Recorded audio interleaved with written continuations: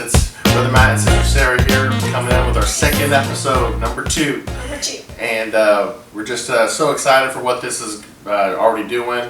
You know, a lot of positive feedback, and you know, we want to just keep this going. Like I said, every Sunday night we're going to be doing these and putting them out on Monday morning for a devotional, and just kind of going over and keeping us focused and challenging our young people and equipping you guys with what you need to face the week. So let's just start off with today's service recap. Great job to Brother Randy Underwood from Yuba City. He did a fantastic job today at both campuses. Some of the recaps that of today would most likely be when he was talking about Samson, and just understanding that when the Philistines caught him, one of the first things that they did to him was they burnt out his eyes. And it was great that he pointed that out, because he stated that your enemies can do all kinds of things to you, but to take out your eyes, your vision, is a crucial part to defeating you. And when he said, my people perish for their lack of vision, that's what we were talking about last week. And we just want to make sure that we have a true vision of where we're going. And so with this PRPSDcast and just coming up with the new year, we want to make sure that we are heading out in the right direction and have a clear vision of what God has for our youth group, for our campuses.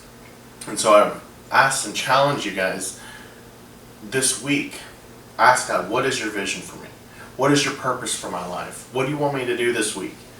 Really challenge yourself and get into prayer, get into fasting, get into reading the Word, so that you can be in line with God's vision for your life, that you have a vision that what you want to see accomplished.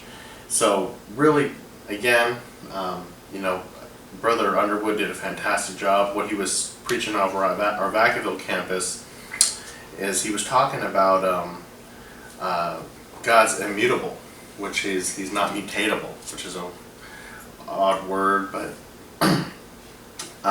it was really exciting to hear that God's word, it never changes. He is unchanging today, yesterday, and forever. And it is so exciting to know that when God has a word for us, that He means it, and that promise will go, and it'll endure. You know, He said something today specifically about being rerouted. Sometimes our GPS, it nicely, when we're driving somewhere and we have something plugged into the coordinates for the GPS, that if we make the wrong turns and we do the wrong things, that our GPS just reroutes us or renavigates us. And that's like our walk with God. Sometimes we make mistakes, sometimes we miss the turn, sometimes we fail to get off on that exit or get on that exit. And God just says, you know what, you may have made a mistake, but I'm going to reroute you, and I'm going to take you a different route. Yes, it may take you a little bit longer to go where you're going, but in the end, if you trust in God and trust in His Word and trust in His direction for your life, trust in the vision that He has for you, He can take you to your destination. But remember, you have to trust in Him.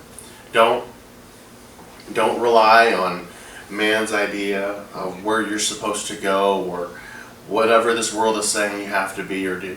Just trust in God and make sure that you trust in His direction, and He'll take you to where you need to go. If you make a mistake, just let God reroute you to the end point, to your destination.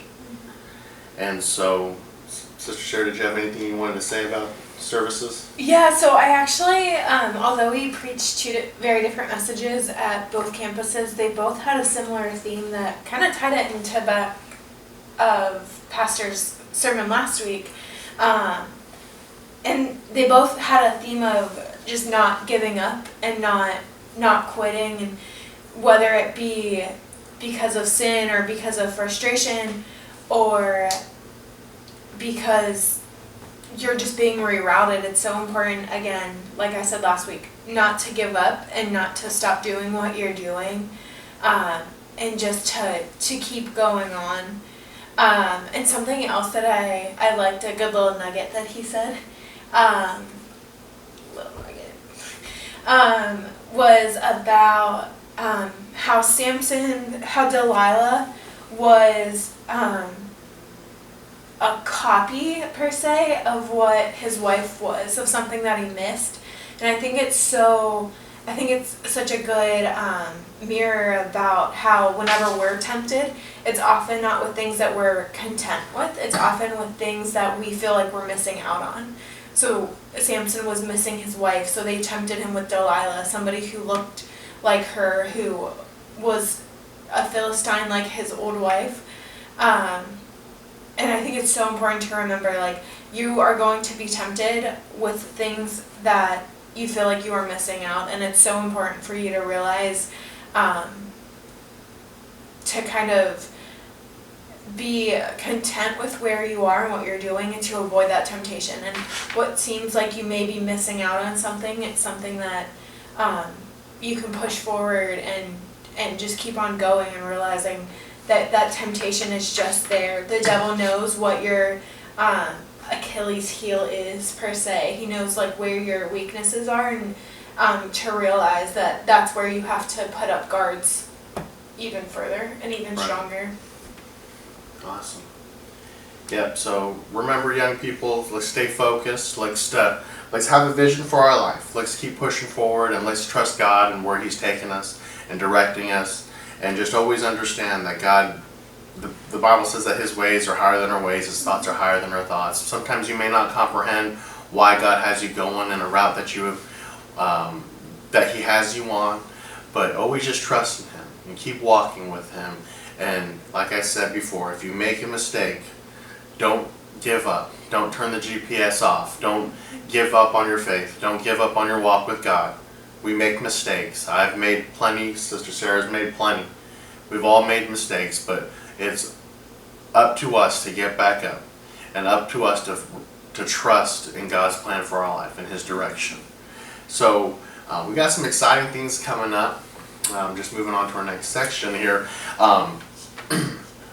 We have Sister Sarah and I are going to be going out of town. We're going to Hawaii, and going to have a great time and a much needed vacation. PRPSDcast from the beach next week. Exactly. We'll see you from Hawaii. But we have some exciting things coming up. The Tuesday that we get back, which is the 17th, we're going to Rock and Jump in Vacaville. If you haven't already turned in your money for that, which is $5, please do that immediately so we can get those tickets placed. We're going to have a great time. It's going to be in place for our youth Christmas party. We're just going to be going out burning calories and jumping around and having a good time. So make sure you plan on coming to that. If you do have Rock and Jump or another jump place socks, please bring those. It would be Please very bring your helpful. socks, yes. Yes, definitely. They said that they'll trade out socks if you have them from another place for free. So if you do have those old socks, especially from youth convention, please bring them, and it'll be such a great time, fun, fellowship, and just hanging out and exercising, I guess. So, but with that, we have some very exciting fundraiser ideas coming up. Youth convention, like I mentioned before, it's coming around the corner. 4.5 months, but it goes really, really quickly. Exactly. So we have to get on the ball with raising funds and making sure that we get on top of that, because we want to make it a easy experience for all of us to get out there and make it fun. So Sister Sarah has come up with a great fundraiser. She's going to explain it to you right now, and just let's do this. Okay. So this is your new fundraiser. It's called the envelope method. And you'll be given these if you're at the GP campus Tuesday from Brother Lucas. He'll be handing these out, and then Sister Tanya will be handing them out on Wednesday at POV. So you're going to get an envelope. It's a big envelope like this. It'll have a piece of paper explaining everything that's in it. And it'll also have your name on it. So this one's RJ's. Shout out to RJ. Great game on Friday. But inside, you'll have 15 envelopes. And we're giving these to you now in December so you can go and reach out to your family that you'll be seeing over the holidays. But it's pretty simple. They're numbered 1 through 15, so I have 4 and 5 right here. So in 4 you'll put $4, and 5 you'll put $5, and so on and so forth until you get to number 15. If you have any questions, please see us. This will cover your registration, your afterburners, and the remaining money, it's about $120. The remaining money will go to your food money that you'll get once we go to youth convention. This is mandatory if you want to go. Your registration and your afterburners will be covered by this. We'll be doing a few more fundraisers in January and February and March to cover the hotel and the vans and the gases. Gas. You know what I mean. The gas for those, but youth convention is a fantastic time. We're planning on all of you to be there. And if you have friends going, please let me know. I know a few of you have mentioned that friends would be interested in going. We are totally welcome and excited to have them.